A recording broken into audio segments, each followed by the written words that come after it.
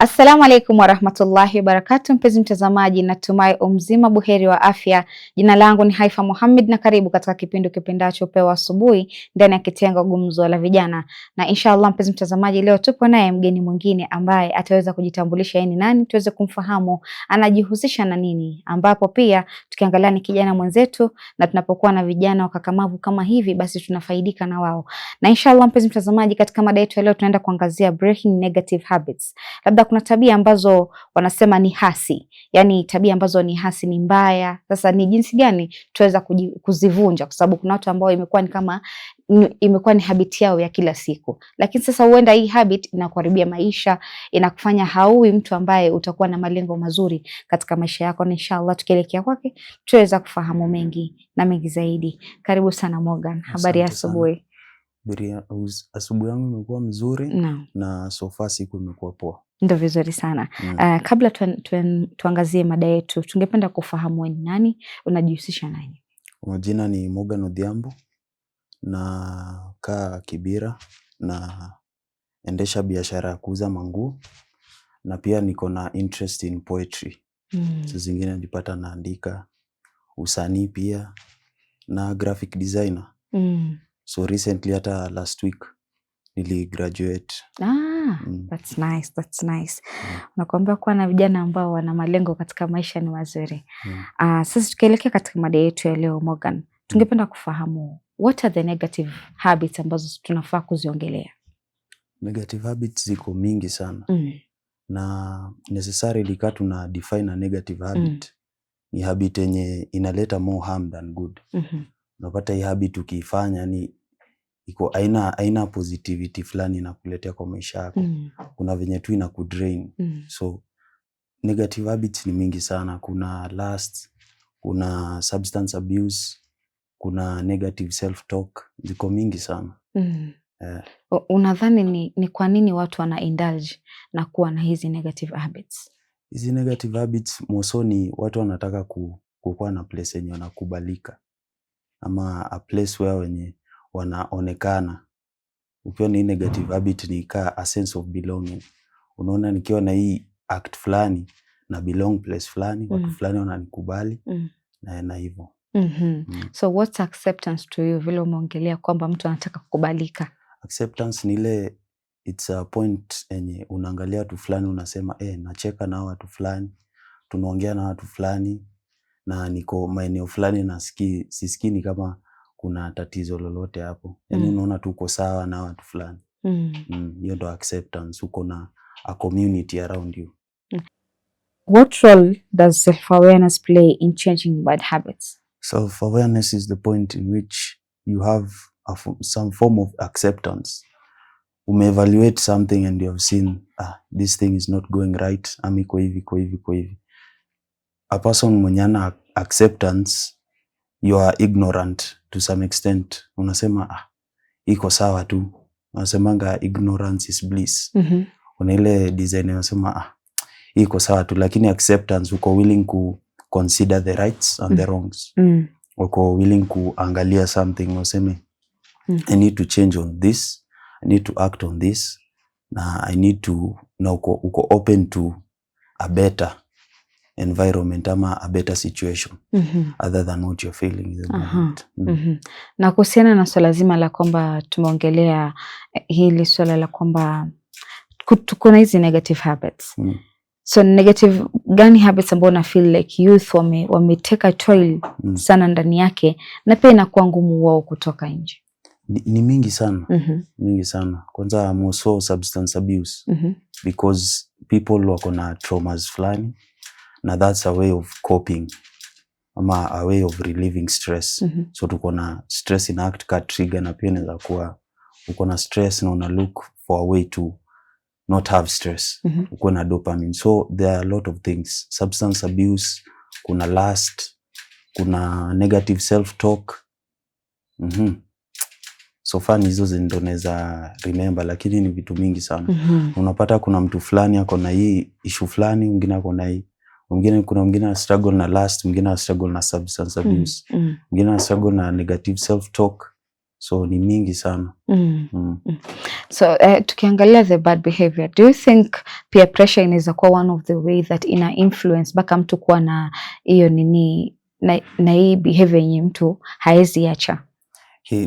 Ina play a very big role because unapata uko na your peers na wana indulge in something which is negative, so through your act unaona nika una relate now, unaona nika uko na community na is a way of acceptance, ni kitu yenye mna vibe nayo.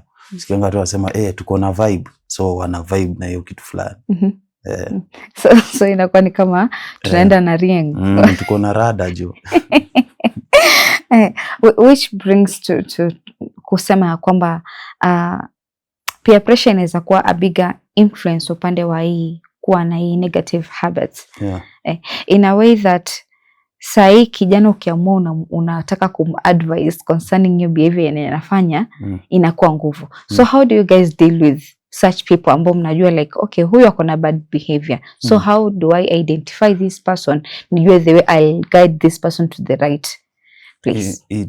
Ina revolve around self awareness. Kuna vitu fulani zenye ina align na wewe spiritually na ina rely na wewe na moral values zako. Unapata moral values zako haziendani na mtu fulani. So kuna design yenye nda ku tolerate to a certain extent. Kuna venye vitu fulani nda take in nini. Tuseme our parents. Unapata your parent akona there certain things yenye huwa anafanya yenye uagree nayo, lakini bado una relate nayo, unaweza ongea nayo.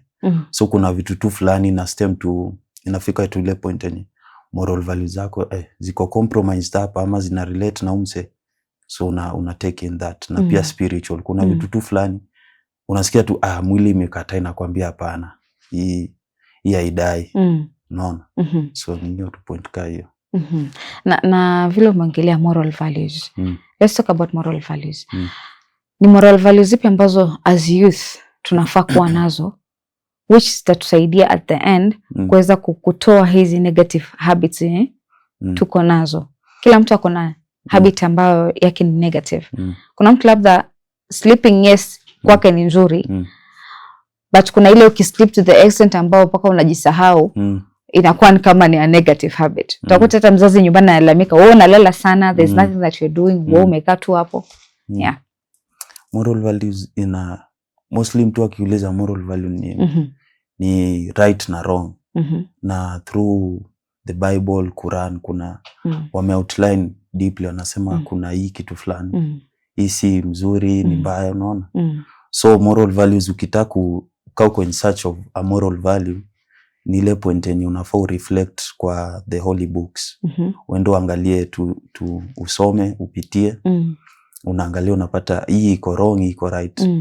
Then from hapo unaweza kuwa na information, unaweza kuwa na information unajua hii kitu fulani ni wrong, hii kitu fulani si right. So hapo unapata uko na moral values. Ama pia unaweza learn from others.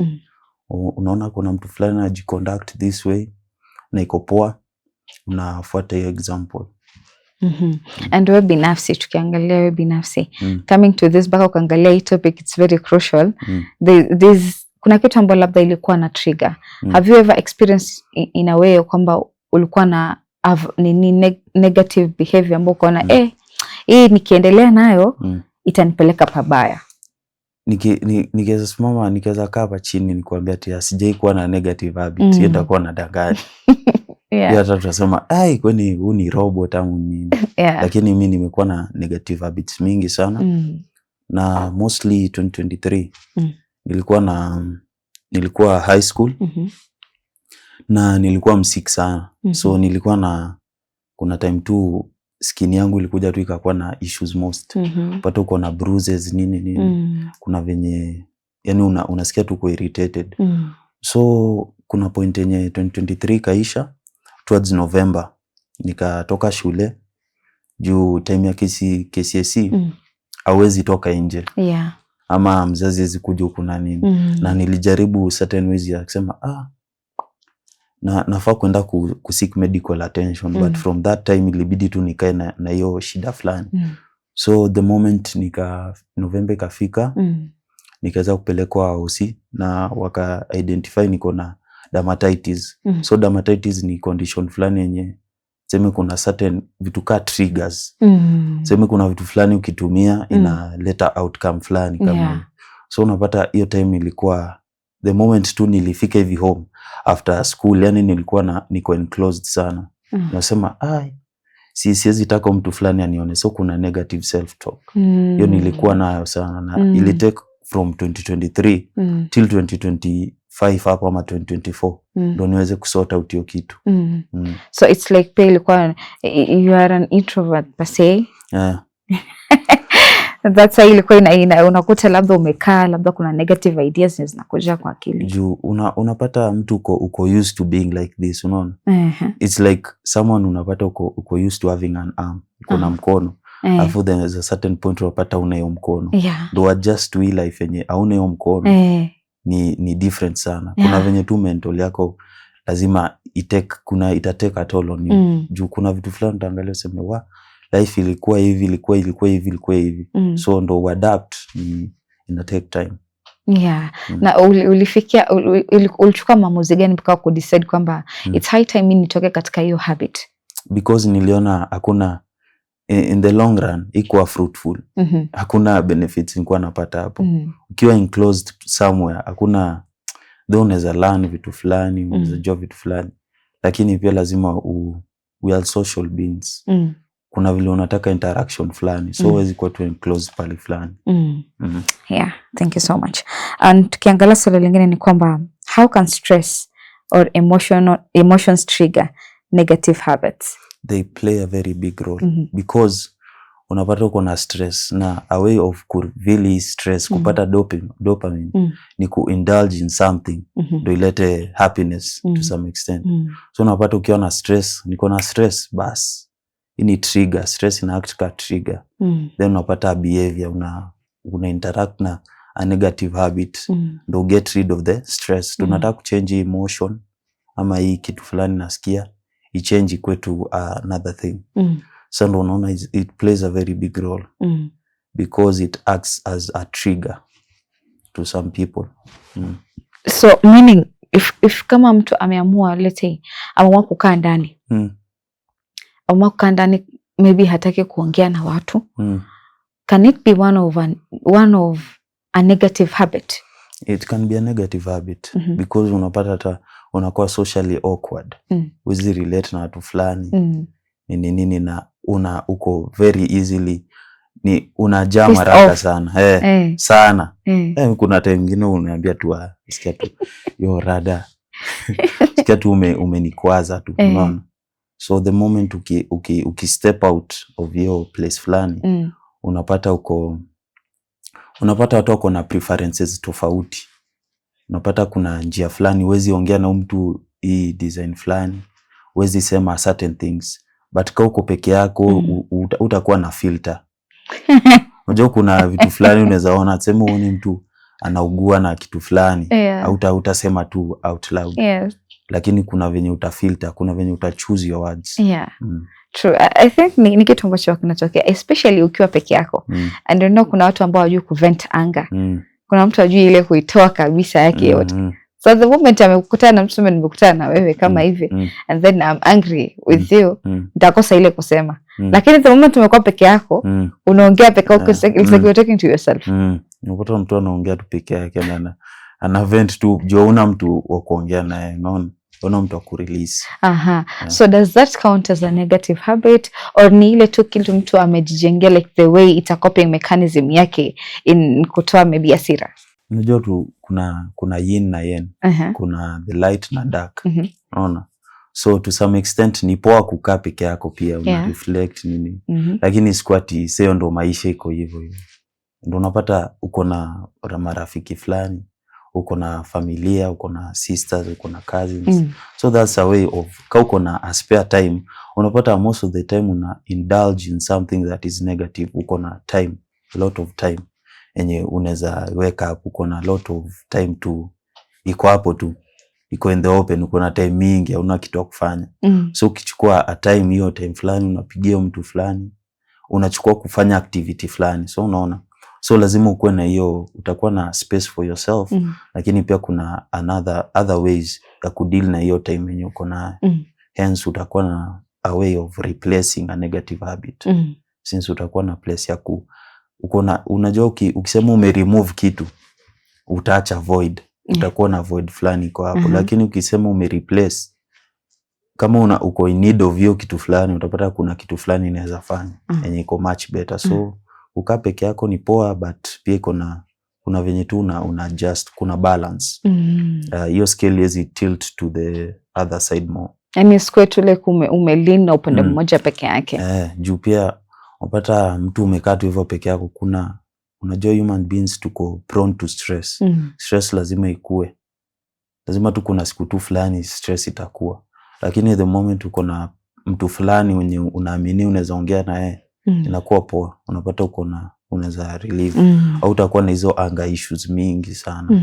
Utakuwa na juu tuseme kama vile nilikuwa shule.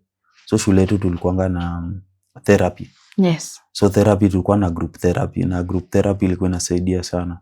Na through your group therapy nikuja kujua watu wako na vitu fulani waongeleangi, na ilipata a space to release. Sometimes unaona kabisa hata mimi niko na afadhali. Unaona yenyewe kuna mtu anakapitia huko nje. Unapata relationship iko a mess, vitu zinafanyika tu hivi na hivi na hivi. Lakini the moment uko na watu around you, unapata a place to release, kuongea, mnatoka nje, mnaenda unashika hata nyasi man. Wakati kwa nyumba cooked up inakuanga mpaka hiyo, unaona kuna certain ways, unaona ni ngumu sana kuquit a negative habit. Sema kama uko exposed to that environment most of the time.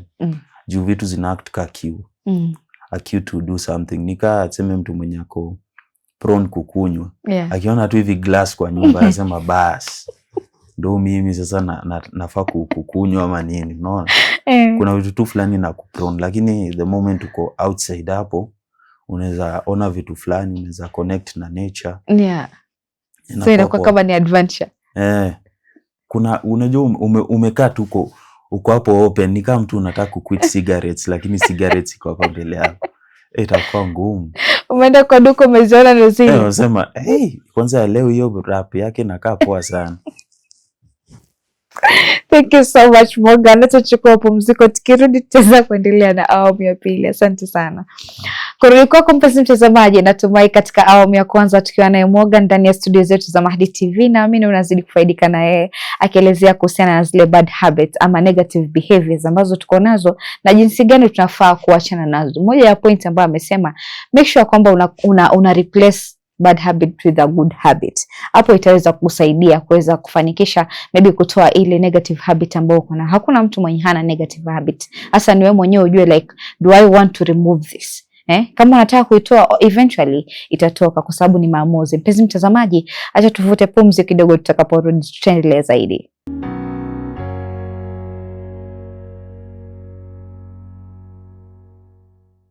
Assalamu alaikum warahmatullahi wabarakatuh. Mpenzi mtazamaji, karibu tena katika awamu ya pili ya kipindi kipendacho Pewa Asubuhi ndani ya kitengo Gumzo la Vijana, tukiwa naye Morgan ndani ya studio zetu za Mahdi TV, akizidi kujuza mengi kuhusiana na negative habits ama tabia ambazo ni hasi na sio za faida katika maisha yako. Ni tabia ambazo unafaa kuepukana nazo.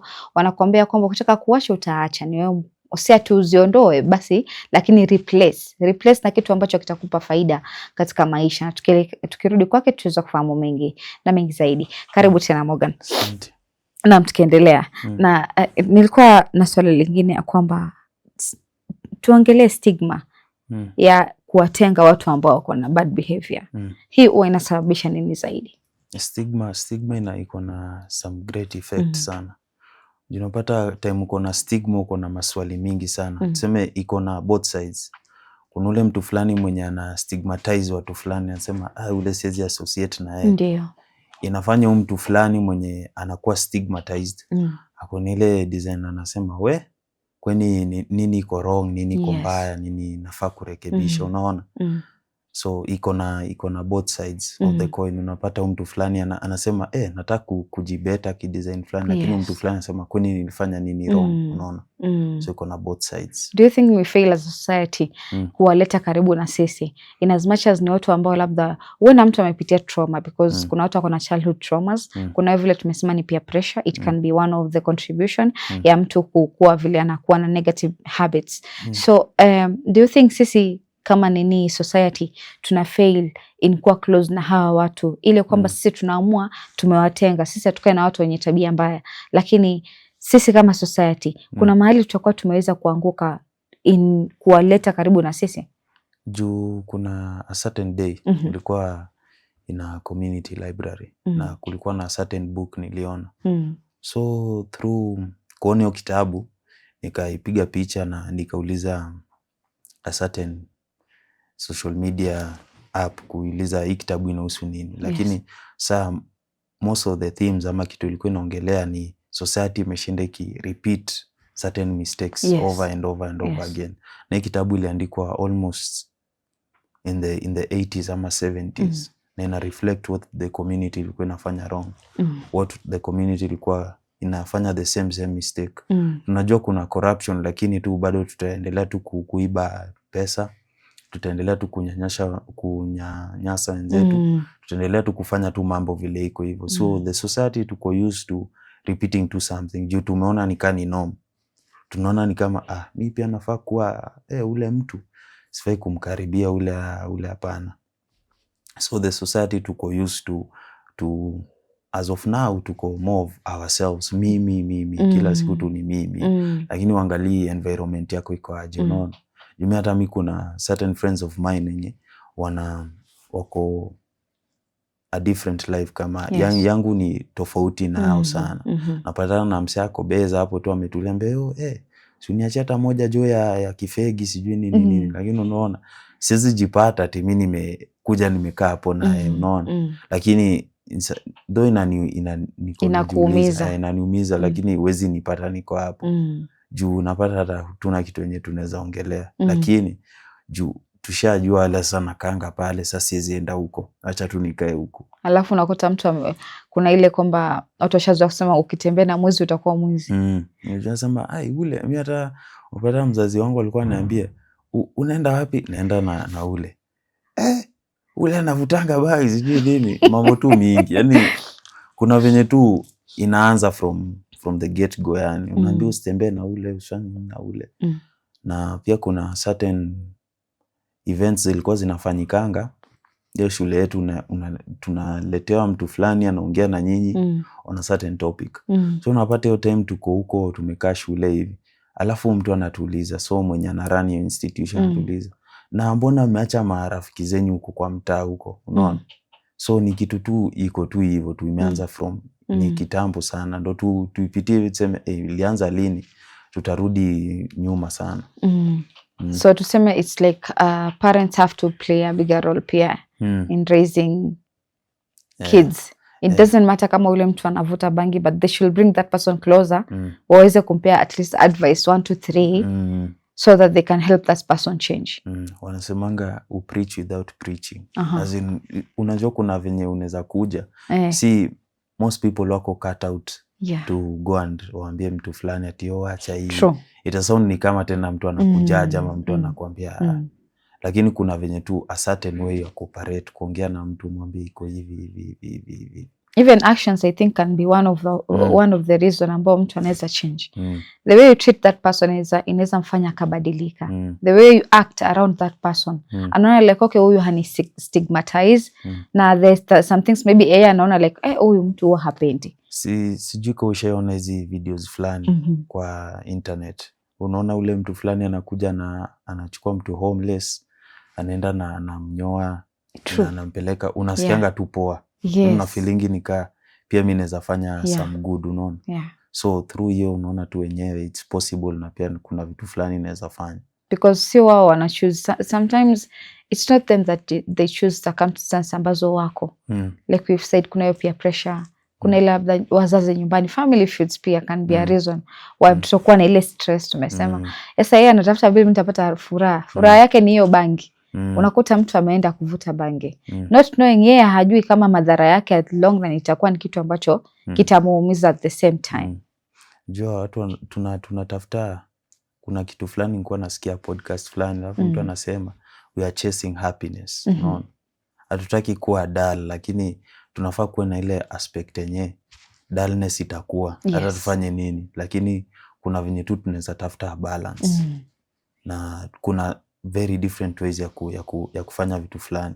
Juu unapata unaweza write, unaweza read a book, unaweza fanya vitu mingi, unaweza learn kucheza instrument, unaweza pata mtu kwa kuna instrument fulani imekaanga tu hapo, lakini unapata na indulge na negative vitu fulani, lakini anaweza chukua pia time fulani acheze ile kitu fulani, instrument fulani iko kwao, anaweza chukua hiyo time aende angalie album ya nyumba, angalie picha zao akiwa watoto nini. Unaweza chukua hiyo time uende learn about yourself. Mimi napata most of the time people wajui anything about themselves. Hata hujaikaa chini hivi na mzazi ama guardian umuulize ama brother ama sister, tena nilikuanga aje nini. Unapata hapo unakuja kujijua, unaona. Juu unapata the younger you na the older you kuna venye wana relate, unaona. Kuna venye kuna timeline fulani unapata nyewe bila hata influence ya watu fulani nilikuwa a certain way, nilikuwa na vitu fulani, vitu zingine mzuri nilikuwa nazo. Yeah. So pia the relationship yani. Building a relationship na wewe mwenyewe pia yourself. Yes. But how can we do that? Ni ile design yenye unaangalia unasema enyewe nafaa kuanza kujitreat better. Unaona? Ukuwa good friend to yourself. Loving yourself. Self care. Kuna mambo mengine yanasema self care. So ni mambo tu ya self care. Hapo ndo unaweza anzia. That's the best point unaweza anzia kabisa. So, na what do you think self care inafaa kuanzia wapi? Kwa kuoga or kwa sababu they usually say mwili safi itakupea vibes. Unajua kuna venye mwili yako inaweza show. Mwili yako inaweza onyesha umechoka, umefanya nini. So na feel ni kuna hygiene, kuna mambo tu mingi yako. Kuna venye unaweza jiangalia useme hata leo acha nijitafutie hata kingo ni bai hivi. Ni vibe. Mtumba zimejaa. Unasema unaenda unaambia unaenda unachambua, tunasemanga kuchambua. Unaenda hata unaangalia hapo, unaangalia vitu mzuri unajibaia. So self care ni vitu mingi sana. Kuna venye una positive self talk. Kuna venye unajiongelesha. Juu the moment thoughts zako ziko focused on the negative, vitu tu zitakuwa negative. Wanasemanga life is what you make it. So what you make it ndio vile itakuwa. So as yourself unafaa ukae chini uangalie useme I want better for myself. Na nimeona kuna mazuri huku nje, kuna vile vitu fulani nikifanya ndakaa poa, unaona. So unafanya hizo vitu fulani pia una glow pia, unaona. Tafuta raha kidogo. Thank you so much. And another thing ni kwamba how important is discipline compared to motivation? Discipline na motivation are two different things. Kwanza motivation ina act kama ni kitu inaweza fluctuate. Umeona clip fulani hapo, sijui go to the gym, umesikia usema yenyewe, lakini after hiyo kitu imeisha, ni hivyo. Tuko wengi. Umeona sijui go wapi, sijui nini, sijui run, sijui a kid run, sijui nini, unaona. Lakini discipline ni kitu yenye hata bila hii motivation unaweza ifanya, ni kitu yenye mwili imezoea. Ni kama vile unamkanga asubuhi na lazima nikunywe chai, hiyo ni kaki discipline fulani. So discipline ina act ka fuel. Umeamka asubuhi umesema it's a must for me to pray. That's a discipline umejiwekea. Lazima. Nikiamka asubuhi lazima nisugue meno, unaona. So ni hivyo, discipline ni kitu ni fuel. It's building. It's building, lakini motivation ni ignition tu, umewasha tu gari, umeanza tu. Lakini sasa fuel unahitaji kwa discipline na hakika fuel tunaenda sasa. Tumeona tumeona iko sawa, tuanze. Hiyo sasa ndo motivation. Alafu discipline ni ile fuel tunaenda sasa. Because watu wengi tukiangalia when we pass through social media, especially concerning gym, watu wakiamua we are starting kwenda exercise. The moment umeenda maybe ni IG ama TikTok, umeona kabisa hii inakaa rahisi. Hata struggle. lakini umeweka kwa 7 tekujia hakuna siku utaifika. It's like imekupa ile motivation but then hauna ile discipline unaanza. Au unaanza leo kesho umechoka, ai hapana mimi siendelee na. Unaona tunasema iko nimeona kuna mtu fulani ako nayo ni sawa, lakini kuna ile unajua ni a form of ni ku procrastinate. Niko umesema yenyewe naona kuna mazuri inaweza kuku mbele lakini umesema naweza ifanya kesho, naweza ifanya kesho kutwa, so unatulia tunasema ni sawa basi. Ikiamka leo unasema kesho. Unasema kesho. Because I remember there was a time niliapoa okay. Acha basi nianze hata hiyo exercise kwa nyumba. Unajua I don't know why I love being in a team, mara 50 kunyesha ni peke yangu. So if I decide TV uko nayo kwa nyumba. Exercise ndio ziko kwa YouTube. Akisa nimeanza siku ya kwanza, ya pili, siku ya tatu nasikia nimechoka. Nikasema nitafanya kesho. Kesho mpaka ndio hiyo unakuta habit umeiua. Naam. Na tukiangalia swali lingine ni kwamba how can setbacks be handled without giving up? Setbacks ni ina kuinform that certain strategies as work na there are certain things unafaa kuadjust. So ukiwa na setback ni kama ile point yenye unasimama and una take a step back na una breathe kiasi. Yes. Unaona yenyewe strategy fulani nilijaribu haikuweza, acha nijaribu hii. Ama unaona milestone fulani ama goal fulani ilikuwa kubwa sana. So unafanya hiyo goal inakuwa kidogo.